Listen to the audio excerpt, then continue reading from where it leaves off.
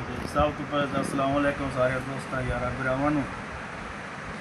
गल करनी अज वक्त की जेड़ा वक्त अज तो 50 साल पहले और जेड़ा वक्त फोन चलता गया हुण दा वक्त सारिਆਂ ਦੇ सामने कि अज छोटे जे बच्चे भी वेख लो ना उनकी हरकत वेख के कन्नां नूं हथ लावन नूं दिल करदा तौबा करदी कोई यार ये निक्के जे बच्चे अज हरकत करदा पे ਵੱਡਾ ਹੋ ਕੇ ਕੀ ਕਰ ਸੀ ਤੇ ਪਹਿਲੇ ਵਕਤ ਐਸਾ ਹੁੰਦਾ ਹੀ ਕਿ ਸਾਡੇ ਵੱਡੇ ਜਿਹੜੇ ਬਜ਼ੁਰਗ ਹਨ ਉਹਨਾਂ ਨੂੰ ਇਹਨਾਂ ਚੀਜ਼ਾਂ ਦਾ ਕੋਈ ਨਹੀਂ ਇਲਮ ਹੁੰਦਾ ਹੀ ਸਿੱਧੇ ਸਾਦੇ ਜਾਏ ਬੋਲੇ ਬਾਲੇ ਜਾਏ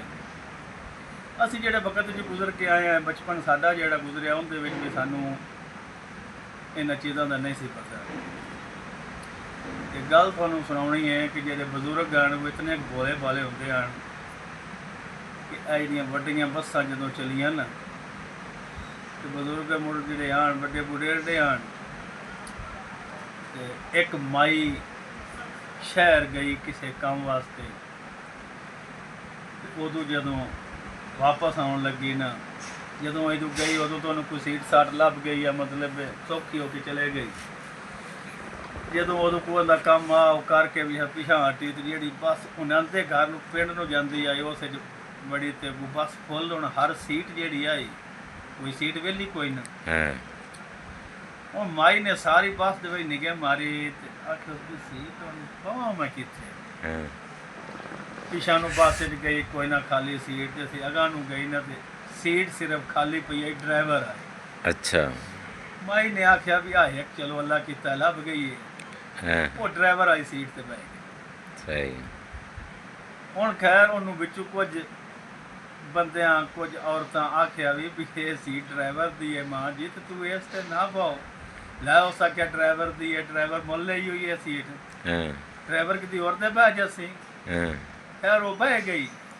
सारे चुप करके भी चलो आपे ड्राइवर आया तो माई नूं उठा ली सी खैर गड्डी चलन दा टाइम होया ड्राइवर बाहर जिदे भी आ वो आया उस वेख्या ते उत्थे माई बैठी वो तो क्या मां जी इत्थे किते बह रही हो ते मेरी सीट लै सकिया तेरी सीट तो ना कराई हुई गल करते पे बोलेपन दी बड़े बंदे जेड़े आन वो इतने बोले होंदे आन